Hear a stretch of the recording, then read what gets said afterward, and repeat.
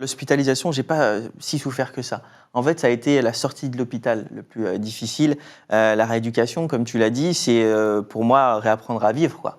Parce qu'on se sent nul, on se sent vraiment débile, on n'arrive à rien, on se sent empoté, quoi. Et en rééducation, c'est là où on va tout réapprendre. On va apprendre à manger, à écrire et même à marcher. Moi, mon plus beau souvenir aujourd'hui dans ma vie, c'est ça, quand je refais mes premiers pas.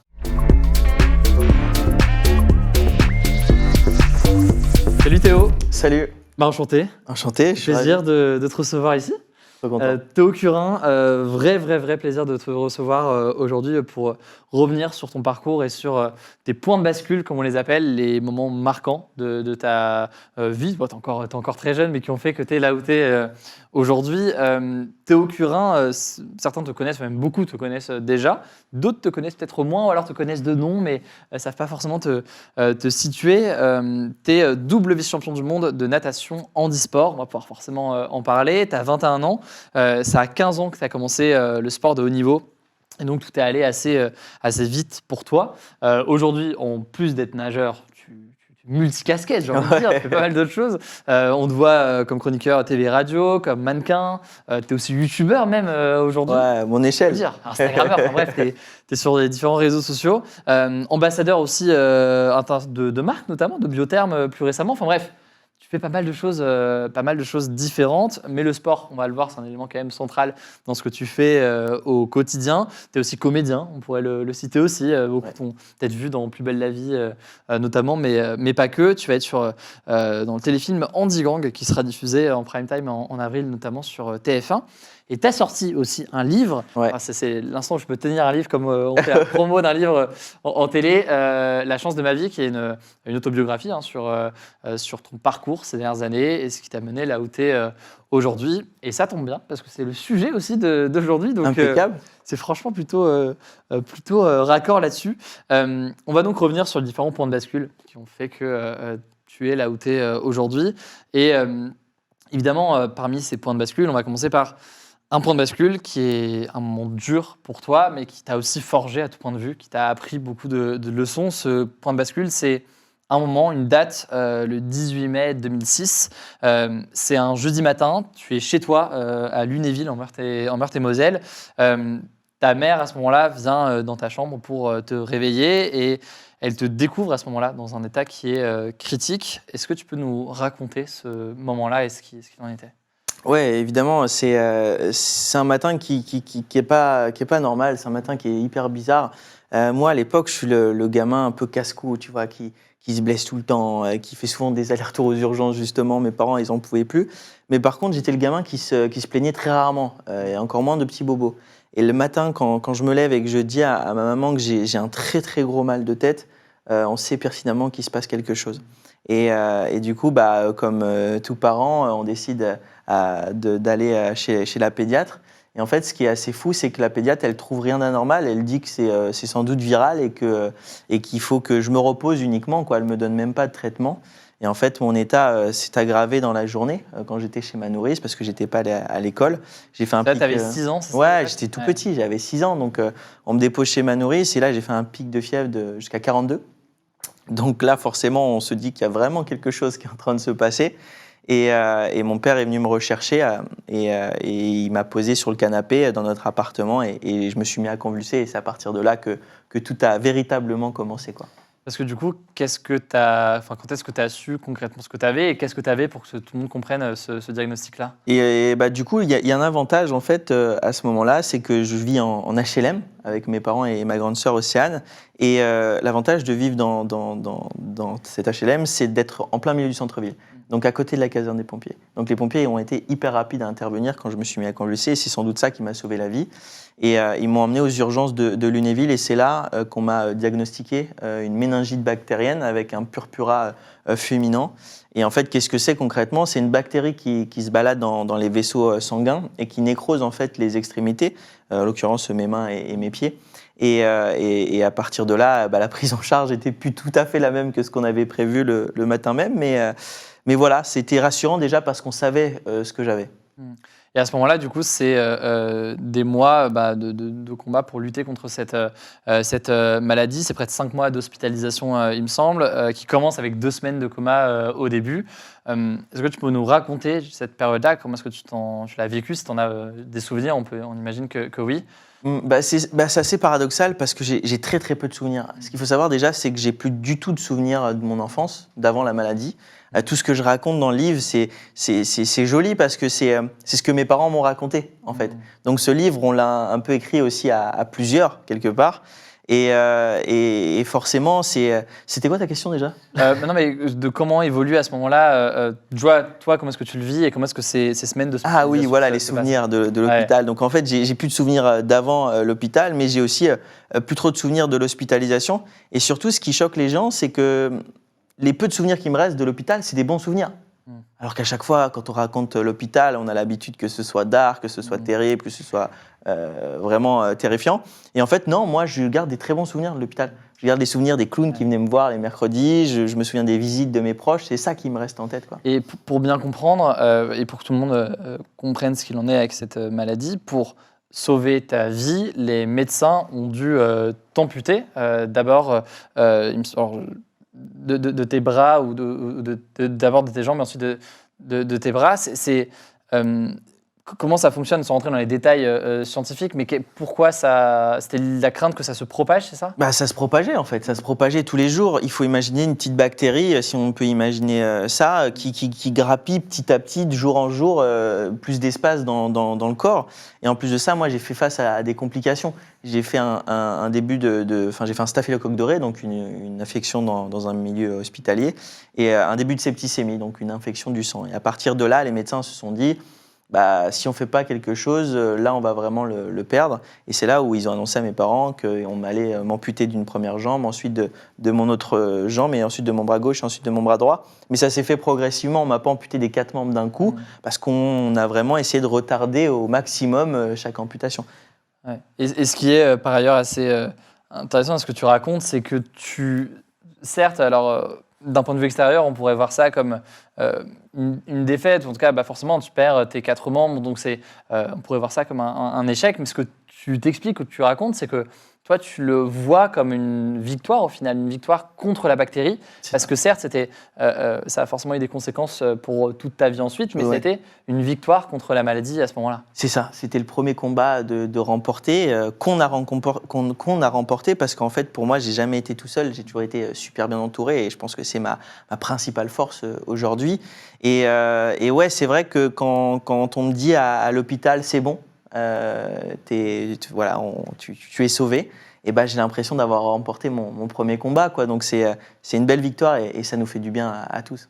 Et sur ce handicap-là, dans les années qui ont suivi, tu l'as du coup eu très tôt, on l'a dit, tu étais à l'hôpital vers tes 6 ans. Il y a forcément eu après l'école qui a suivi, le travail de rééducation aussi derrière.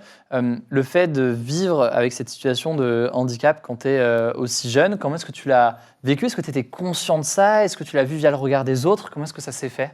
C'est ça, en fait, comme je viens de le dire, l'hospitalisation, j'ai pas si souffert que ça. En fait, ça a été la sortie de l'hôpital le plus difficile.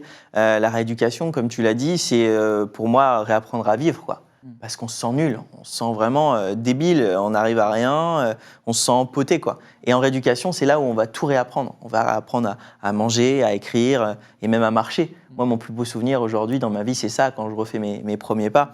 Et je sais pas, c'est des moments où on nous remet en difficulté aussi. Où on nous dit, non, là, il va falloir que tu te débrouilles pour manger. Là, il va falloir que tu te débrouilles pour fermer ta braguette tout seul. Et du coup, voilà, c'est des petites choses comme ça, tu vois, c'est plein de petites victoires qui m'ont fait du bien. Et qui forcément qu'on peut se poser. Et d'ailleurs, tu racontes qu'un de tes moments les plus forts, c'était quand tu as refait tes premiers pas. C'est un souvenir, là, en l'occurrence, que tu as, ouais. Honnêtement, là par contre, je serais capable de te dire des petits détails jusqu'à les chaussures qu'avaient mes parents ce jour-là, quoi, parce que mon cerveau a vraiment fait un screenshot de ce moment-là, parce que c'était fort. C'était fort parce que je levais mes fesses de ce fauteuil pour la première fois et je marchais avec mes petites prothèses en carbone et c'est une belle image aussi parce qu'on se dit, là, c'est un autre combat qu'on vient de remporter. C'est une forme de deuxième naissance quasiment, t'expliques même sur sur ça à vivre, quoi. Donc on comprend que c'est un besoin de réapprendre du coup à faire pas mal de choses. On apprend aussi que c'est un combat pour s'accepter et à accepter son corps tel qu'il est. Ouais. Ça a été aussi quelque chose pour toi de pas évident, et comment est-ce que tu as fait pour accepter ce corps-là et ce regard des autres? Ça passe par quoi? C'est ça, c'est deux choses différentes. Dans un premier temps, on est confronté au regard des autres et ça, c'est difficile. En fait, on retourne dans des endroits dans lesquels on était déjà allé. Pour autant, les gens nous regardent comme si on était un extraterrestre, quoi. Et ça, c'est terrifiant, ça fait super peur et j'ai beaucoup souffert de ça. Et en plus, mes parents étaient démunis, ils savaient même plus quoi faire. Donc, je voulais même plus aller faire les courses avec mes parents, je voulais même plus sortir dans la rue. Et il m'a fallu beaucoup de temps avant d'accepter le regard des autres. Mais en plus de ça, accepter mon nouveau schéma corporel, c'était encore une autre épreuve. Et la natation, en l'occurrence, on en reparlera un petit peu plus tard, je pense, mais ça m'a vraiment aussi permis de reprendre confiance en moi et en mon nouveau corps. Parce que quand tu es au bord de la piscine et en maillot de bain, tu peux plus trop te cacher.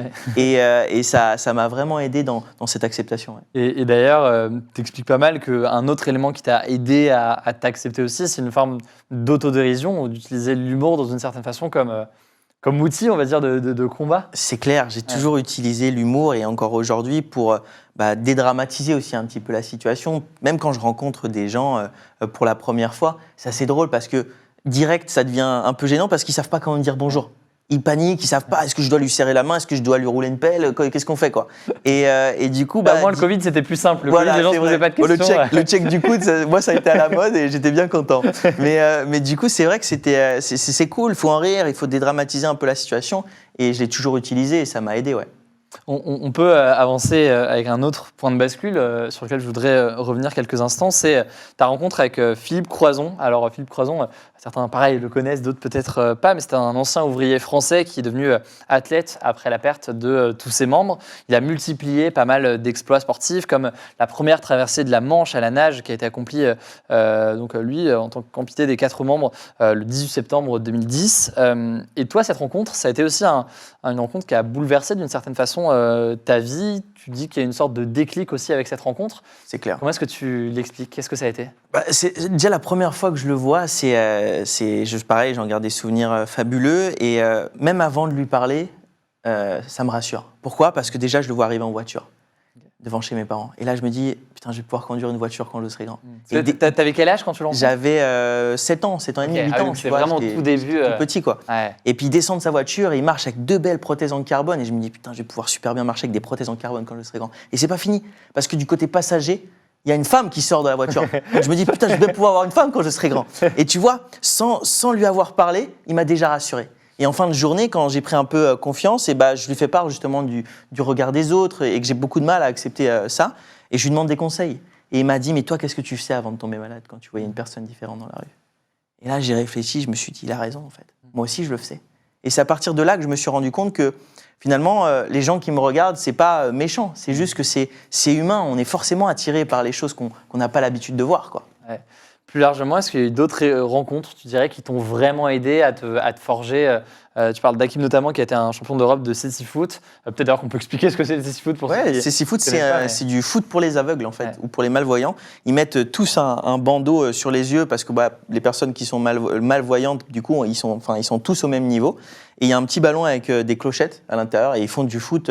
Mais c'est hallucinant, en fait. Tu as l'impression qu'ils voient vraiment les choses. Et en fait, pas du tout. Et c'est dingue. Et Hakim, c'est une belle rencontre. C'est un mec incroyable qui a manifesté en Kabylie, je ne sais plus en quelle année, et qui a reçu 2 balles de Kalachnikov, une dans la tête, une dans la cheville. Et une des balles a sectionné ses 2 nerfs optiques. Et voilà, aujourd'hui, il s'est fait soigner en France. Et pour rendre à la France ce qu'on lui avait donné, aujourd'hui, il défend les couleurs de la France aux Jeux paralympiques. Et je trouvais l'histoire incroyable. Ouais.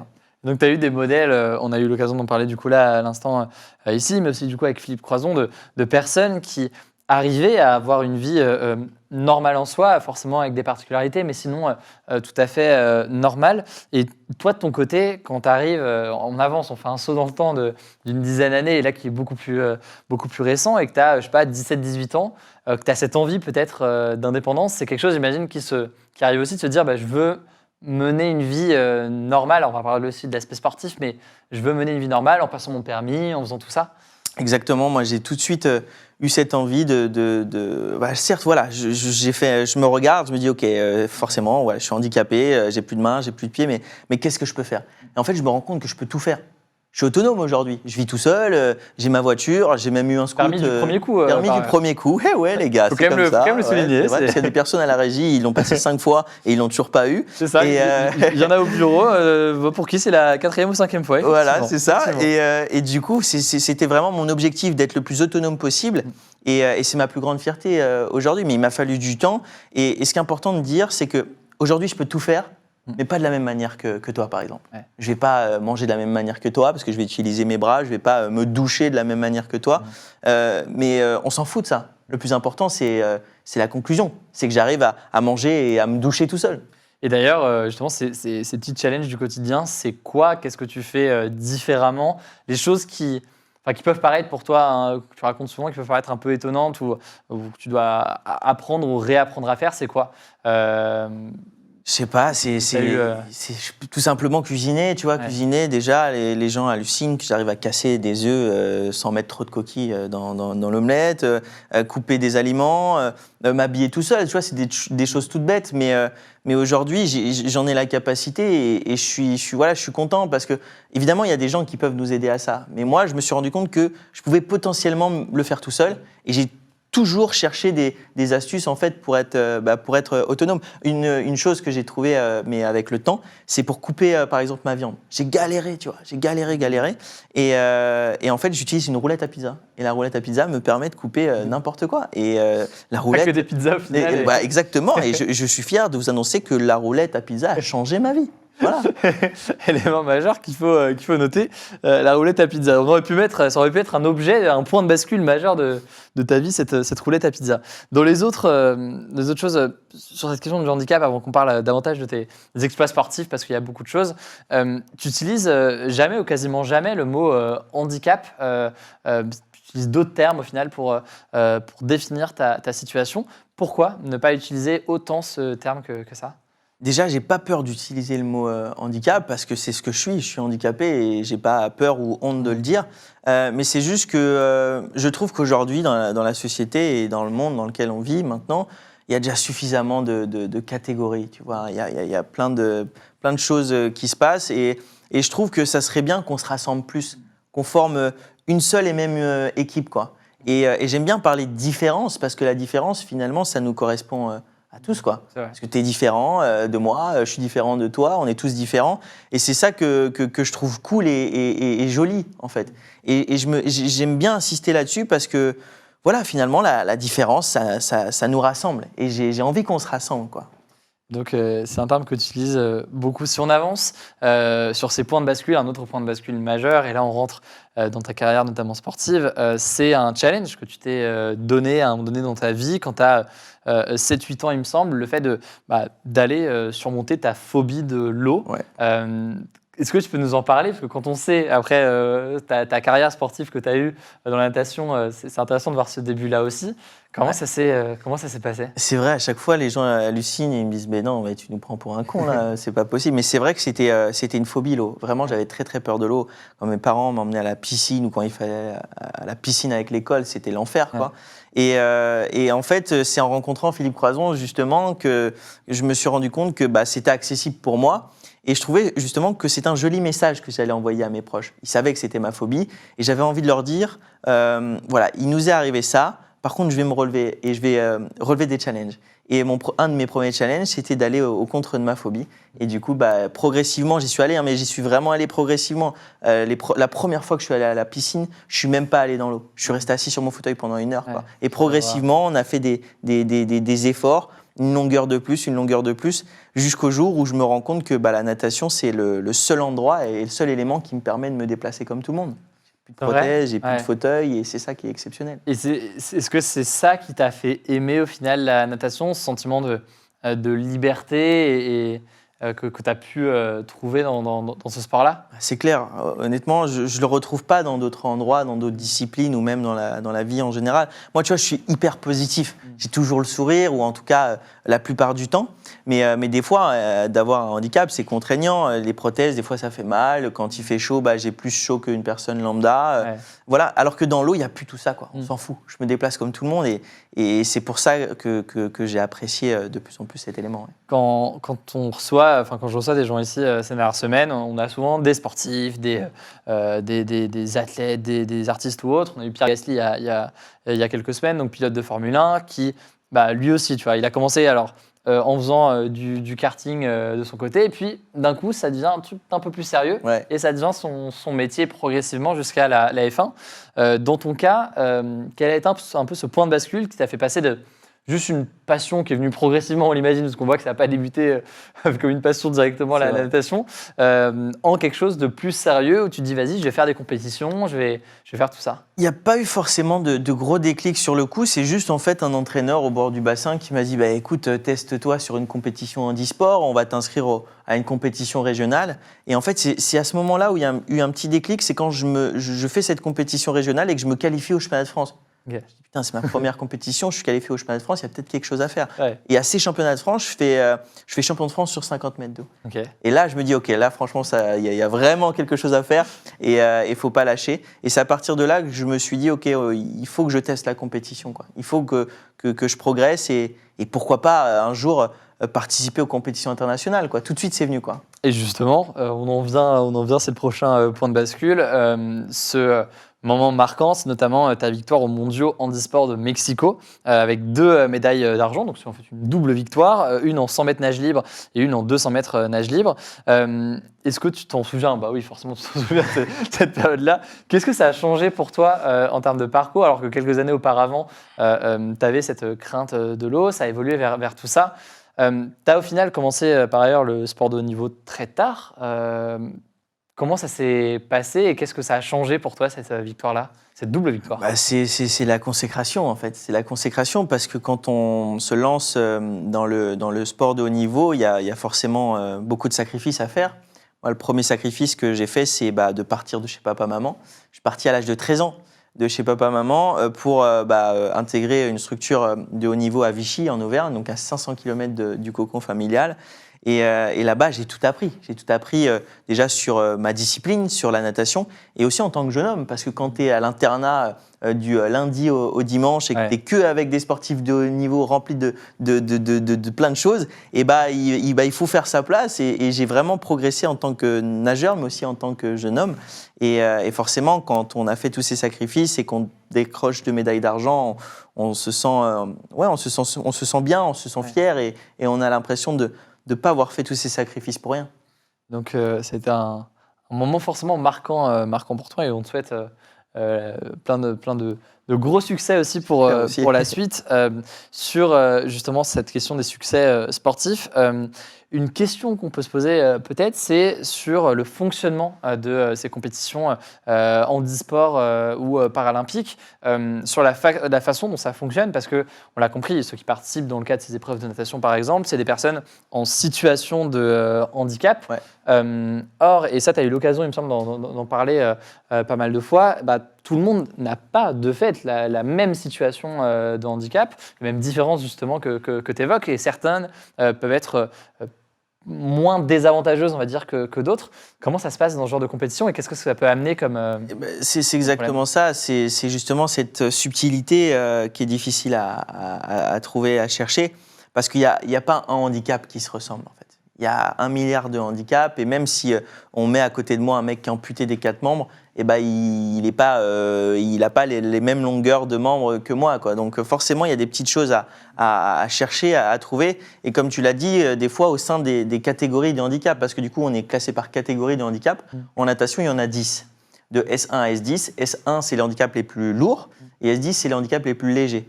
Et moi, j'étais en catégorie S5. Et des fois, au sein de ces catégories, du coup, il y a des inégalités. Et j'en ai fait les frais.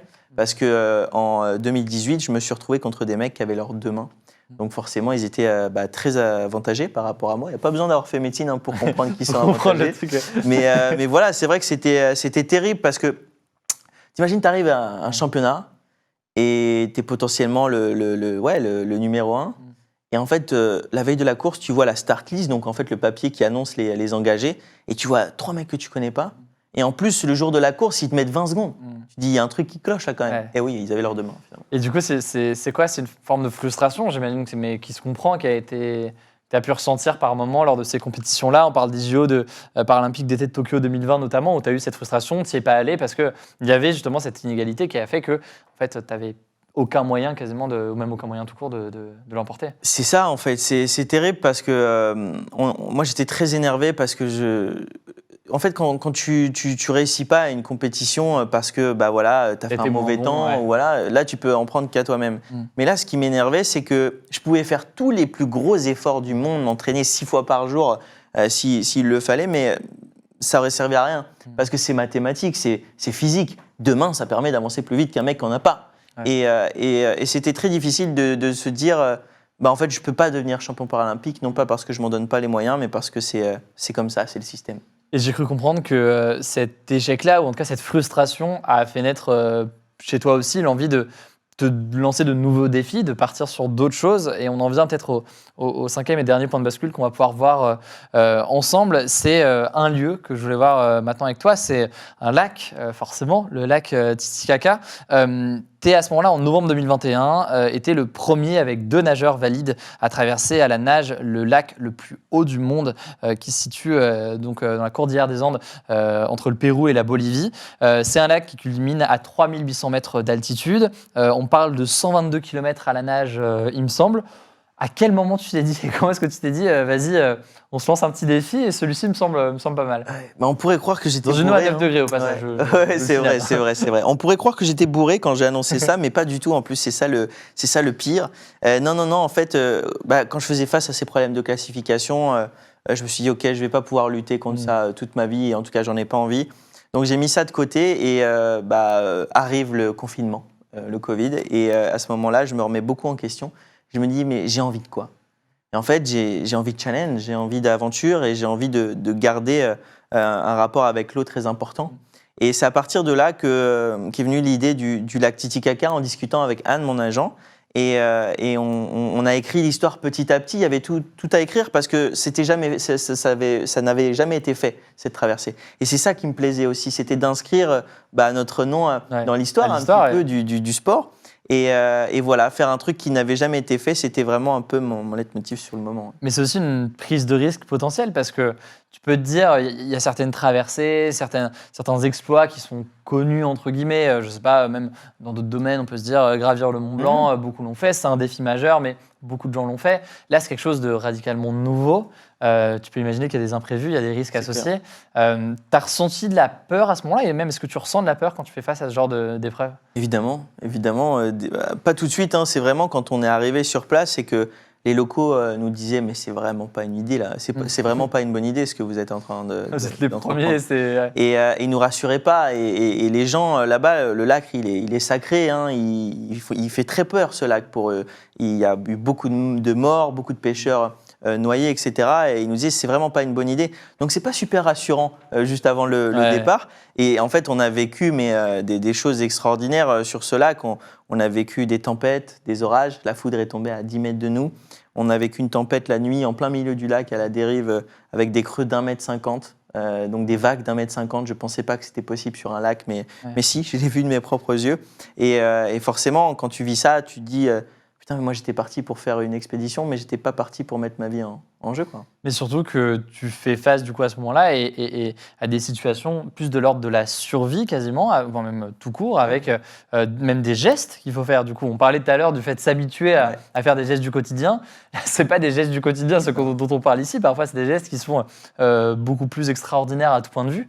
Peut-être que cette crainte, elle est peut-être aussi renforcée par ça, par ta position et ta place là-dedans? Mais c'est clair parce que on est que tous les 3 sur notre embarcation et on n'a pas d'assistance, il n'y a pas un bateau qui nous suit, on est vraiment seul au monde. Et justement, il a fallu qu'on apprenne plein de gestes justement à bord. On avait un défibrillateur, on avait des affaires de secours et on avait juste une balise GPS en fait avec un téléphone satellite au cas où s'il nous arrivait un truc. On l'a déclenché une seule fois. C'était pour que nos amis de TF1 puissent venir faire quelques petites images au milieu de la traversée. Ils ont mis 4 heures à nous retrouver avec l'armée bolivienne. C'est pas super rassurant quand tu dis s'il arrive un pépin, ils peuvent mettre 4 heures à venir nous secourir. Donc pas ouf, mais c'est intéressant. Et d'ailleurs, dans les prochains défis, est-ce que tu en as déjà qui sont prévus ou est-ce que j'imagine que tu vas en faire d'autres à l'avenir? Ouais, là j'ai annoncé justement que j'allais participer à une course en Argentine qui s'appelle la Santa Fe Coronda. C'est la course de natation la plus dure au monde, aux yeux des nageurs en tout cas. C'est 57 km en one shot cette fois-ci parce que la traversée du lac, on a mis 11 jours. Et là vraiment, je vais être tout seul à partir. Et c'est une course qui n'a jamais été faite par une personne en situation de handicap. Et justement, j'ai envie de ça, de mettre encore un petit record en plus et de prouver au peuple argentin qui n'est pas trop en avance sur le sujet du handicap. J'ai envie d'y aller et leur prouver que finalement on peut se relever et réaliser des choses complètement dingues. Je voudrais qu'on termine avec un sixième et dernier point de bascule. On a parlé de ta carrière sportive. On l'a dit aussi, tu es multicasquette, tu fais plein de choses différentes. Et là, fin 2019, tu es devenu l'égérie de la marque de cosmétiques Biotherm qui appartient au groupe L'Oréal. La raison pour laquelle j'en parle, c'est pas tant sur la collaboration en tant que telle, même si forcément en tant que mannequin, c'est quelque chose de majeur, mais c'est pour poser aussi une question plus large sur la représentation dans les médias, mais aussi du coup dans ce domaine-là de la publicité ou autre, de figures qui ont des différences comme tu as pu les évoquer. C'est quelque chose pour toi qui est important. Comment est-ce que tu le vois cette question-là? Mais ouais, mais c'est hyper important et c'est super important de dire que déjà on est sur la bonne voie. Nous, les Français, on est sans arrêt en train de dire « ouais, on a la bourre par rapport à tel et à tel pays sur certains sujets ». Mais franchement, je suis déterminé à dire qu'on est sur la bonne voie. Les choses sont en train de changer. Qui aurait dit, il y a 10 ans de ça, qu'un mec sans bras ni jambes avec des cicatrices sur tout le corps allait représenter une grande marque de cosmétiques ou alors collaborer avec une marque de vêtements. Ça, c'était mais impensable. C'était impensable, ça faisait peur. Le handicap, il fait peur aux gens. Ouais. Et du coup, les choses sont en train de changer et dans tous les domaines. Dans le mannequinat, on le voit, dans les fringues, à la télé, au cinéma. Et c'est trop bien, il faut qu'on continue comme ça, quoi. D'ailleurs, c'est vrai que c'est un truc qui revient aussi souvent dans l'actualité. On a parfois des retours, on entend telle personne va être incarnée par telle ou telle personne. Et souvent, on a parfois des retours de gens qui disent c'est trop bien, ça fait avancer, mais aussi des retours de gens qui disent oh là, mais c'est bon, en même temps, il n'y a pas besoin ou quoi. Toi, ce qui fait, selon toi, que c'est important, c'est quoi? Je prends le cas, par exemple, de ton rôle dans Plus belle la vie, c'est que c'est aussi de pas seulement jouer le rôle d'une personne en situation de handicap, mais juste jouer le rôle d'une personne. Et voilà, certes, tu as des différences, mais sinon, c'est une personne à la communauté. C'est ça. C'est ce que j'ai aimé justement avec Plus belle la vie, c'est que au départ, on implante le décor, évidemment, on dit ce qui m'est arrivé dans le scénario, et après, on s'en fout, quoi. L'histoire, l'intrigue de la famille, en fait, c'était une histoire qui avait rien à voir avec mon handicap, quoi. C'est ça qui était cool et c'est ça qui m'a plu. Et d'ailleurs, mon rêve, c'est de continuer à jouer dans des films, incarner des personnes en situation de handicap, évidemment, mais moi, je kiffe et je veux en faire plein. Mais un jour, c'est aussi peut-être passer un casting pour juste un mec assez grand avec les cheveux bouclés, point barre. Tu vois. Et si un jour je décroche un rôle comme ça, je serai le plus heureux du monde aussi, quoi. Et c'est peut-être aussi là qu'on verra qu'il y a eu une vraie avancée, un vrai progrès, quand on se posera même plus la question de ah mais tel acteur a telle différence ou tel truc, et juste on verra l'acteur en tant que tel, quoi. Pour terminer, juste sur le côté multicasquette, juste ce mot moi au moins 10 fois aujourd'hui. Tu es aussi, du coup, on le disait, youtubeur. C'est quand tu fais, toi, des vidéos de ton côté, ou même que tu participes avec des vidéos avec d'autres créateurs de contenu qu'on a pu avoir, notamment en France, on en parlait tout à l'heure. L'objectif pour toi, c'est quoi? C'est d'essayer de construire une communauté et parler de tes situations, tes problématiques, mais aussi de tes défis qui sont majeurs. C'est quoi l'objectif derrière? En fait, pour être très honnête, j'ai un peu lâché YouTube, mais parce que c'est un vrai métier, et c'est très difficile, ça demande beaucoup de temps. Mais là, je suis en train de retravailler justement avec une équipe pour avoir un vrai concept, quelque chose de sympa. Et ce que j'aimais avec YouTube et ce que j'aime encore aujourd'hui, c'est on touche les jeunes principalement. Et moi, le message que je veux faire passer sur la différence, sur la bienveillance, sur tout simplement s'aimer, quoi. Ouais. Et bah, c'est les jeunes, en fait, qu'il faut instruire. C'est les jeunes à qui il faut passer ce message-là. Donc, c'est pour ça que j'ai envie de former une petite communauté aussi sur YouTube. Ouais. Trop bien. Et aussi, notamment sur Insta, où tu es quand même bien présent, mais ça, beaucoup sont sûrement déjà au courant. Théo, merci beaucoup pour ton temps. Théo Curin, d'avoir accepté d'échanger. C'était génial, franchement. Merci à toi. C'est avec plein d'enseignements qui peuvent être intéressants et importants pour beaucoup de monde. Et donc, je rappelle aussi, pour ceux qui veulent connaître, parce que là, on a vu quelques points de bascule, mais tous les points de bascule, Ouais, en vrai, ils sont là, ils sont dans ce livre. Donc, il faut lire ce livre-là. Ça s'appelle La chance de ma vie. Tu reviens avec beaucoup d'optimisme, mais aussi d'émotion aussi. C'est très touchant sur ce parcours-là qui t'a mené là où tu en es aujourd'hui, alors que tu es encore très jeune, on l'a dit, mais tu as eu quand même beaucoup de choses à raconter dans ce livre-là. Du coup, vraiment, n'hésitez pas à lire. Pour ceux qui écoutent, d'ailleurs, cette interview peut-être en podcast audio, ça s'appelle La chance de ma vie. J'ai fait de ma différence une force aux éditions Flammarion. Et du coup, on peut te suivre sur Instagram, sur YouTube et partout, quoi. Donc, ça fait plaisir. Bravo. Peut-être sur Twitch. Peut-être, on verra. Un petit lancement à venir. Non, mais en tout cas, merci beaucoup, c'était génial. Non, c'était trop cool. Merci à toi, Théo. Et puis, on suivra la suite de tes aventures et tout ce qui vient derrière.